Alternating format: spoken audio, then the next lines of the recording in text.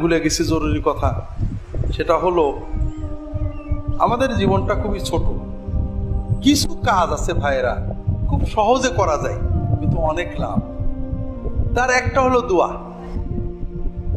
আমরা চিন্তা করেন, একজন মহিলা অথবা পুরুষ লাঙলে আছে অথবা মাঠে আছে, মনের ভিতরে অনেক ব্যথা আমরা ঘুরাই না?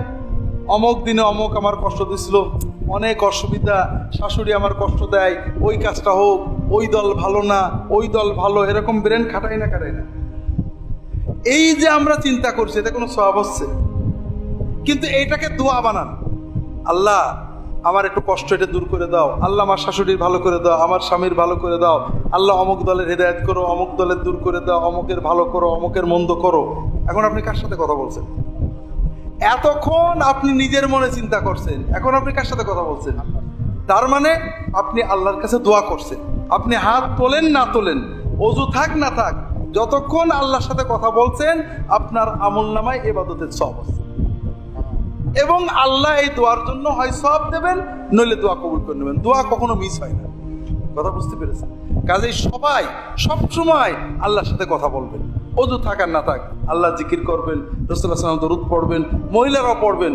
দরুদের জন্য ওযু করা জরুরি না, ওযু সহ, ওযু ছাড়া, গোসল সহ, গোসল ছাড়া সব সময় জিকির করা যায়, দরুদ পড়া যায়, আল্লাহর কাছে দোয়া করা যায়। আমরা সবাই সব সময় নিজেদের কথা আল্লাহর কাছে বলবো। এতে 1 নম্বর সওয়াব হবে যে আমাদের আমলনামায় অনেক সওয়াব লেখা হবে। 2 নম্বর হলো আমাদের দোয়াগুলো কবুল হলে আমাদের বিপদ কেটে যাবে। 3 নম্বর হলো আমরা যতক্ষণ আল্লাহর কাছে দোয়া করব, আল্লাহর জিকির করব, অন্তরটা কার সাথে লেগে থাকবে? আল্লাহর সাথে। এটা হলো আমাদের অন্তরের চার্জ।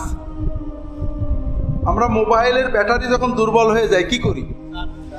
কি দিয়ে চার্জ দেন? কারেন্ট দিয়ে। আমাদের কালবের চার্জ হলো আল্লাহর সাথে জুড়ে দিয়ে। জ্বলবেন কি দিয়ে? তার তো নেই, আল্লাহর জিকির। যতক্ষণ আল্লাহর জিকির কলবে আসবে, কলবে শক্তি আসবে, শান্তি আসবে, ঈমান আসবে, আল্লাহর পথে চলার তাকত আসবে। কথা বুঝতে পেরেছে? আল্লাহ সবাইকে তৌফিক দান।